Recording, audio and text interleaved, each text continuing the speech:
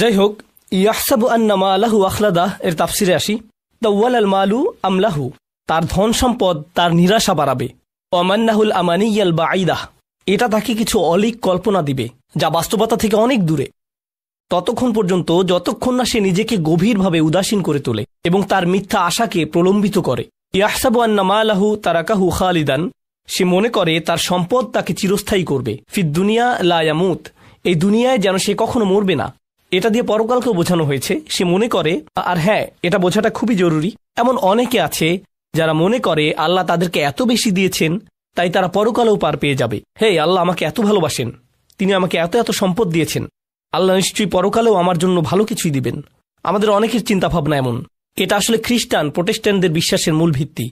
তারা আপনাকে বলবে গড চান যেন আপনি প্রমোশন পান, তিনি চান যেন আপনি বেশি বেশি টাকা কামাতে পারেন, তিনি চান যেন আপনি লোনটা পান, কারণ তিনি আপনাকে ভালোবাসেন। বেশি টাকা কামানো মানে আল্লাহ আপনাকে ভালোবাসেন। এই নিয়ে একটা ঘটনা কোরআনে সূরা কাহফে বর্ণিত হয়েছে। সে ভেবেছে যেহেতু তার বাগানটা বেশি সুন্দর, সেহেতু ওমা আযুন্নুস সাআতা কাইমাতান, আমার মনে হয় না কিয়ামতে আমার আর কোনো সমস্যা হবে। ওয়ালা ইরুদিতু ইলা রাব্বি, যদি কখনো আমার পালনকর্তার কাছে আমাকে পৌঁছে দেওয়া হয়, লা আজিদান্না খায়রাম মিনহা মুনকালাবা, তবে সেখানে এর চাইতে উৎকৃষ্ট কিছু পাবো। আল্লাহ আমাকে শুধু দুনিয়ায় ধন সম্পদ দিবেন না, আখিরাতেও দিবেন। তুমি এখানে গরিব আছো, সেখানেও গরিব থাকবে। এটাই ছিল চিন্তা ভাবনা।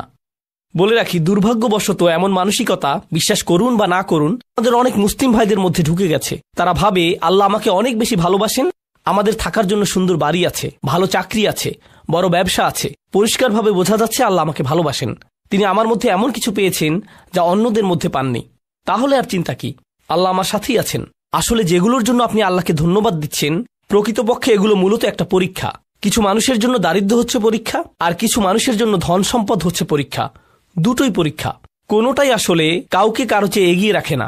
তাই আমি বলছি না যে ধনীদের জন্য পরীক্ষা বেশি আর গরিবরা কম পরীক্ষায় আছে। আমাদেরকে বুঝতে হবে যে দুটোই পরীক্ষা, দুটো অবস্থায় আসলে পরীক্ষা।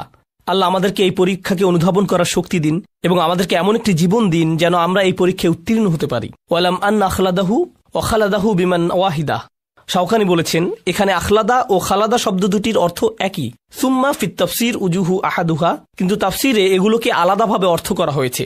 ইয়াতামিলা আইয়াকুনাল মানা তুলাল মাল তাউলাল মাল আমলাহু, এর একটি অর্থ হতে পারে তার ধন সম্পদ তার আশাকে প্রলম্বিত করে, এজন্যই সে ভাবে যে সে চিরকাল বেঁচে থাকবে। আলাম ইয়াকুল ইউখলিদুহু, তিনি এখানে বলেননি যে এটা তাকে চিরস্থায়ী জীবন দিবে। তিনি এখানে বর্তমান বা ভবিষ্যৎকাল ব্যবহার করেননি, তিনি অতীতকাল ব্যবহার করেছেন। লিআন্নাল মুরাদ ইয়াহসাবু হাযাল ইনসান, কারণ এর অর্থ হচ্ছে মানুষ মনে করে আন্নাল মালা দিমনুল্লাহুল খুলুদ ওয়া আতাহুল আমান মিনাল মাউত ওয়া কাআন্নাহু হাকামা ওয়া কাদ ফারাকা মিনহু অলিজালিকা যাকারাহু আল মাদি। তিনি এখানে যা বলেছেন তা হলো, এর কারণ হচ্ছে মানুষ মনে করে যেহেতু তার ধন সম্পদ আছে, এই দিয়ে প্রমাণ হয় আমি পার পেয়ে গিয়েছি, আমাকে আর ভবিষ্যৎ নিয়ে ভাবতে হবে না, কারণ আমার টাকা পয়সা আছে। অর্থাৎ আখিরাতের সতর্কতা, ভবিষ্যতের সতর্কতা তাকে ভাবায় না। তার মাথায় শুরুতেই যা আসে তা হলো আমি ঠিক আছি, আমার কোনো সমস্যা নেই, অন্যদের এসবে সমস্যা হতে পারে, আমি পার পেয়ে যাব। কেউ কেউ আবার ভাবে, এই সূরার তাফসিরে মুফতি আহমদ শফি এটা বলেছেন, এটা রেকর্ড করা আছে। তিনি বলেন কিছু মানুষ আছে তারা ভাবে তারা জান্নাত কিনতে পারবে। যখন তাদেরকে সতর্ক করা হয় তারা ভাবে আমার তো অনেক টাকা, যদিও আমি আল্লাহর হুকুম মানছি না, তবে আমি এর একটা ব্যবস্থা করে ফেলবো। সামনের হজে আমি এলিট প্যাকেজে যাব, এলিট প্যাকেজে গেলে কোনো সিকিউরিটি গেটে আমাকে আটকাবে না, এরপর একদম সোজা জান্নাতে চলে যাব, মানে জান্নাত আমার জন্য অপেক্ষা করছে। তো এভাবে সে ফুরু হয়ে যায়, অর্থাৎ ভবিষ্যৎ নিয়ে সে পুরোপুরি অসচেতন হয়ে পড়ে। কল আল হাসান, হাসান বলেন মা রাআইতু ইয়াকিনান, এটা একটা অসাধারণ মন্তব্য। মা রাআইতু ইয়াকিনান লা শাক্কা ফীহি আশবাহু বিশাক লা ইয়াকিনা ফিকাল মাউত। সে ভাবে আমি এ ব্যাপারে নিশ্চিত নই, যেখানে এতে আসলে কোনো সন্দেহ নেই। মানুষ এটা নিয়ে খুবই অনিশ্চিত, যেন এটা কোনো অনিশ্চিত বিষয়। এটা এমন একটি বিষয় যা অবশ্যই ঘটবে, এতে কোনো সন্দেহ নেই। আর মানুষ মনে করে যেন এটা কোনো অনিশ্চিত বিষয়, কখনো ঘটবে না, তারা এটা নিয়ে সন্দেহ করে। সুবহানাল্লাহ। আহাব্বাল মাল হুব্বান শাদীদান, এটা হচ্ছে আয়াতের আরেকটি অর্থ। সম্পদের প্রতি তাদের ভালোবাসা হলো তীব্র ভালোবাসা।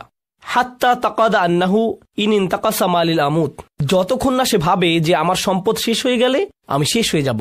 ফালিযালিকা ইয়াহফিদুহু মিনান নুকসান ইয়াবকা হাইয়ান, তাই সে তার সম্পদ রক্ষা করে যাতে সে বাঁচতে পারে। ওয়া হাযা গায়রু বাঈদ মিন ইতিকাদিল বাখিল, একজন কৃপণ বা লোভীর মতোই তার চিন্তা ভাবনা বা বিশ্বাস। আন্না হাযা তারিদ বিল আমালিস সালিহ, এটা হচ্ছে ভালো কাজের বিপরীত। ও আন্নাহু হুয়াল্লাযী ইয়াখলুদু সাহিবাহু ফিদ দুনিয়া বিযিকর। আর এটা হচ্ছে ভালো মানুষেরা এটা জানে যে ভালো কাজ করে এটাই তাকে সত্যিকারের চিরস্থায়ী জীবন দেবে ভালো কাজের প্রচারের মাধ্যমে। ওয়াফি আখিরি নাঈমিল মুকিম।